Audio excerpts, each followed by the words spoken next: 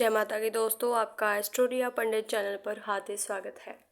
आज हम बात करेंगे कि शुक्र ग्रह किस प्रकार कुंडली पर अपना प्रभाव छोड़ता है। दोस्तों, शुक्र ग्रह आपको पता ही है, सूर्य, बुध और शुक्र, तो फिर इस प्रकार से वो दूसरा ग्रह है। सूर्य सबका राजा है।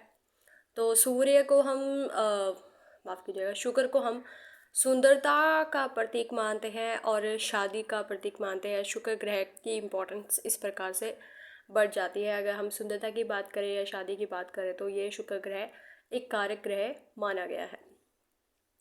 तो बात कर लेते हैं दोस्तों, अगर शुक्र लगन में, किसी के लगन में बैठ जाए तो क्या होगा। अगर पहले हाउस में किसी कुंडली, किसी जातक की कुंडली में अगर पहले हाउस में शुक्र ग्रह हो तो ऐसे व्यक्ति का जो अंग प्रत्यंग है वो बहुत ही सुंदर होता है। दोस्तों, उसका व्यवहार बहुत ही मधुर रहेगा।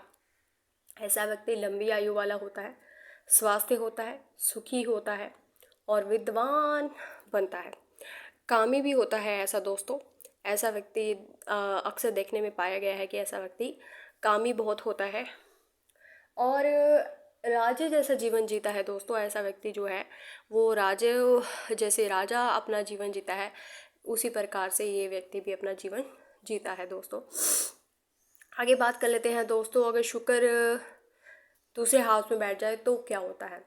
शुक्र अगर दूसरे हाउस में बैठ जाए तो अब ये धन का हाउस है, तो ऐसा व्यक्ति जो प्रियभाषी होता है दोस्तों और बुद्धिमान होता है, अपनी बुद्धि के बल पर बहुत ही धन अर्जित करता है। और अगर स्त्री की कुंडली में हो शुक्र, अगर दूसरे हाउस में, अगर मान लीजिए किसी जातिका की कुंडली है, तो अगर कुंडली में शुक्र दूसरे हाउस में बैठ जाए तो ऐसे जो स्त्री है वो बहुत ही पद प्रतिष्ठा वाला जो है, कह लीजिए एक मुकाम हासिल करती है और लोकप्रिय रहती है। ऐसी जो जातिका है। और अगर कोई व्यक्ति की कुंडली में अगर शुक्र बैठा हो दूसरे हाउस में, तो अगर ऐसा व्यक्ति जोहरी का काम करे या कवि बने तो बहुत ही अच्छा उसके लिए ये काम रहेगा। ऐसा व्यक्ति दोस्तों दृढ़जीवी होता है और साहसी होता है और दूसरों के लिए ऐसा व्यक्ति बहुत ही लकी साबित होता है। दोस्तों, अब बात कर लेते हैं, अगर शुक्र तीसरे हाउस में बैठ जाए तो क्या फल देगा। अब तीसरा हाउस, अगर तीसरे हाउस में शुक्र बैठ जाए तो ऐसे व्यक्ति को अगर पुत्र लाभ हो जाए दोस्तों तो वो संतुष्ट नहीं होता। ऐसा व्यक्ति आलसी देखा गया है और ऐसा व्यक्ति अगर किसी शिल्प कला में या किसी आर्ट में या किसी भी चित्रकारी में जाता है तो ऐसा व्यक्ति बहुत ही अच्छा लाभ कमाता है। यात्रा का शौकीन होता है दोस्तों। ऐसा व्यक्ति बहुत ही लंबी यात्राओं का बहुत ही शौकीन जो है वो देखा गया है। ऐसा व्यक्ति स्त्री प्रेमी नहीं होता। आगे बात कर लेता है दोस्तों, अगर शुक्र चौथे हाउस में बैठ जाए तो क्या होगा। अगर शुक्र चौथे हाउस में बैठ जाए तो ऐसा व्यक्ति उच्च पद प्राप्त करता है। दोस्तों, ऐसे व्यक्ति के अनेकों मित्र होते हैं। ऐसे व्यक्ति को आप देखेंगे कि जिस व्यक्ति के चौथे हाउस में शुक्र होता है, ऐसे व्यक्ति के मित्रों की संख्या बहुत ही अधिक होगी और उस व्यक्ति का जो घर है, ऐसे व्यक्ति जब मान लीजिए शुक्र यहाँ पे बैठा है तो ऐसे व्यक्ति का जो हाउस है वो वस्तुओं से भरा रहता होगा। छोटी से छोटी वस्तुओं से लेकर बड़ी से बड़ी वस्तुओं उसके घर में उपलब्ध हमेशा रहेगी। ऐसे व्यक्ति लंबी आयु वाला होता है दोस्तों और परोपकारी होगा, व्यवहार कुशल होगा और इसके मन में किसी के लिए छल नहीं होगा, कपट नहीं होगा। ये अक्सर देखा गया है कि ऐसा व्यक्ति परोपकार करता रहेगा। अब बात कर लेते हैं दोस्तों, अगर पाँचवें हाउस में शुक्र बैठ जाए तो क्या होगा। अगर पाँचवें हाउस में शुक्र बैठ जाए तो ऐसा जो शुक्र है वो शत्रु नाशक होता है दोस्तों। ऐसे व्यक्ति के जो शत्रु है वो खुद ब खुद या तो दूर हो जाएंगे या उनका खुद ब खुद उनको एक नेचुरली कुदरती तौर पर ही उनको सज़ा मिल सकती है। और या उस जिस जातक की कुंडली में शुक्र अगर पाँचवें हाउस में तो ऐसा देखा गया है कि ऐसे जो व्यक्ति के शत्रु है वो खुद ब खुद दूर चले जाते हैं। ऐसा व्यक्ति परीक्षा में कार्यों में सफल होगा। अगर वो परिश्रम करता है किसी कार्य में तो बहुत ही सफल पाया गया है। अब बात कर लेते हैं दोस्तों, अगर जातक बहुत परिश्रमी कार्यों से सफलता प्राप्त कर रहा है तो हृदय सुखी होगा, भोगी भी होगा। और ऐसा व्यक्ति अगर कवि बनता है तो बहुत ही अच्छा उसके लिए ये काम रहेगा। और ऐसा व्यक्ति व्यवसाय अगर कर रहा है तो उसके लिए बहुत ही लाभदायक रहेगा दोस्तों। अब बात कर लेते हैं दोस्तों, अगर छठे हाउस में शुक्र बैठ जाए तो शत्रु का घर है, रण का घर है, तो ऐसे व्यक्ति के शत्रु नए पैदा हो सकते हैं।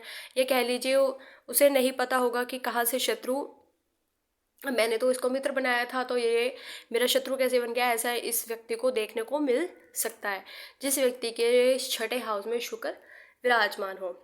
डिसिप्लिन नष्ट करने वाले होंगे ऐसे व्यक्ति के जो मित्र होंगे, वो उसका जो अनुशासन है वो भंग करने में निपुण होंगे। गलत कार्यों में ऐसा व्यक्ति अपना धन खर्च कर सकता है और स्त्री सुखहीन रहेगा। या कह लीजिए इस व्यक्ति को स्त्री का सुख प्राप्त नहीं होगा, किसी प्रकार से झगड़ा हो गया, या कह लीजिए स्त्री बहुत दूर है, खुद कहीं और है, या कह लीजिए ऐसे व्यक्ति में जो दुराचारी व्यवहार है, अत्याचारी व्यवहार है वो रहेंगे। गुप्त रोगी होगा ऐसा व्यक्ति, मित व्यय होगा, बहुत ही खर्चीले स्वभाव का होगा ऐसा व्यक्ति आपको देखने को मिल सकता है। अब बात कर लेते हैं शुक्र अगर सातवें हाउस में बैठ जाए तो क्या होगा। शुक्र अब सातवें हाउस में बैठ चुका है तो शादी का हाउस है, तो शुक्र ऐसा बहुत ही अच्छा माना गया है दोस्तों। अगर शुक्र सातवें हाउस में बैठा है आपके किसी भी जातक की कुंडली में, या कह लीजिए किसी भी मित्र, आपके मित्रों की कुंडली में अगर शुक्र सातवें हाउस में बैठा है तो ऐसे व्यक्ति को जो जीवन साथी है वो बहुत ही सुंदर मिलेगा, खूबसूरत होगा ऐसे व्यक्ति का जीवन साथी। और शुक्र भावनाओं की ओर प्रवृत्ति करता है, तो शुक्र ऐसे व्यक्ति भावुक बहुत होगा, भावनाओं में बैठने वाला होगा। ऐसा व्यक्ति अगर कलाकारी के क्षेत्र में जाए तो बहुत ही सफलता हासिल कर सकता है। अब बात कर लेते हैं शुक्र अगर आठवें हाउस में हो तो क्या होगा।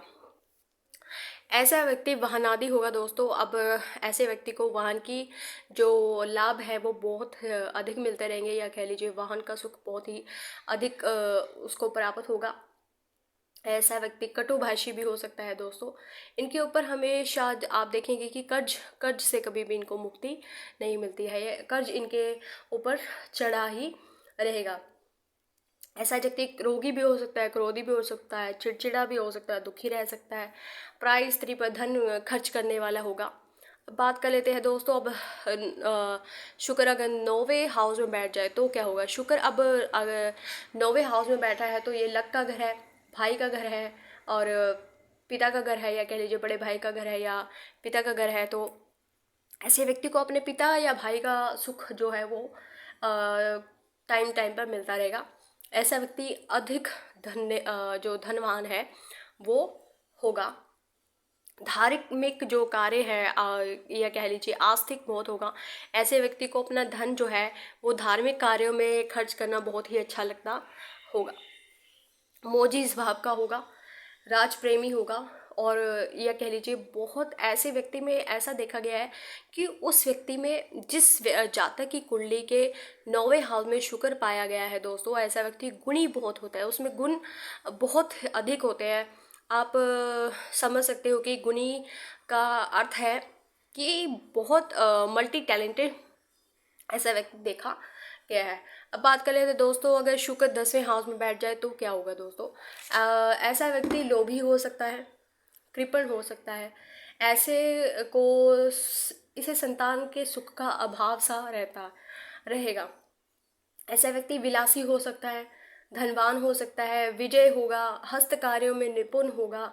और हस्त कार्य इसको एक ऐसा कह लीजिए, अगर हाथ के कार्य में इसको बहुत ही एक मज़ा आता होगा, या कह लीजिए मस्त रहता होगा उस कार्य में। ऐसा व्यक्ति शक्की स्वभाव का भी हो सकता है दोस्तों। और धनवान तो ये होगा ही होगा, लेकिन ऐसा व्यक्ति शक्की स्वभाव का होगा, या कह लीजिए छोटी छोटी बातों को लेकर उसमें शक की जो चिंता है, या कह लीजिए वो अगर आपसे वो कोई बात सुन रहा है तो वो जब तक उस बात को समझ नहीं जाता कि ये व्यक्ति मुझसे झूठ बोल रहा है या सच बोल रहा है, तो वो उस व्यक्ति की बात का तब तक वो ऐसा व्यक्ति पीछा नहीं छोड़ेगा। जिस व्यक्ति के 10वें हाउस में अगर शुक्र बैठा है तो ऐसा व्यक्ति पता लगा कर ही रहेगा कि सामने वाला इंसान सच बोल रहा है या झूठ बोल रहा है। जब तक उसका अपना शक नहीं दूर हो जाता तब तक वो उस बात को फॉलो करता रहेगा। अब बात कर लेते हैं दोस्तों, अगर 11वें हाउस में शुक्र बैठ जाए तो ऐसा व्यक्ति प्रत्येक कार्य में लाभ लेने वाला होगा। अगर वो छोटे से छोटा काम भी कर रहा है तो उसको ऐसा रहेगा कि मैं इसमें लाभ कमा ही लूँ। सुंदर होगा ऐसा व्यक्ति, सुशील होगा, गुणवान होगा, भाग्यवान होगा, धनवान होगा और लोकप्रिय भी होगा। ऐसे व्यक्ति को पुत्र का सुख मिलता ही मिलता है। ऐसे व्यक्ति को पुत्र का सुख जो है वो आप देख सकते हैं कि जिस भी जातक की कुंडली में अगर शुक्र 11वें हाउस में बैठा है तो ऐसे व्यक्ति को पुत्र का जो सुख है वो मिलेगा ही मिलेगा। ऐसा व्यक्ति कीर्तिमान स्थापित करता है। अब बात कर लेते हैं दोस्तों, अगर 12वें हाउस में शुक्र बैठ जाए तो क्या होगा। ऐसे व्यक्ति को द्रव्य आदि की कमी नहीं रहती है।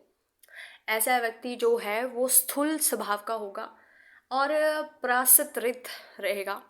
उसको कोई भी परास्त नहीं कर सकता, या कह लीजिए उसके ऊपर कोई भी जीत हासिल कर नहीं सकता। आलसी होगा, शत्रु नाशक होगा। ऐसे व्यक्ति के ऊपर शत्रु हावी नहीं हो सकते।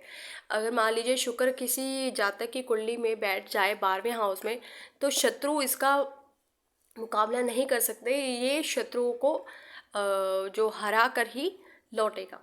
और ऐसा व्यक्ति आलसी मितव्ययी पाया गया है, खर्चीला बहुत होगा।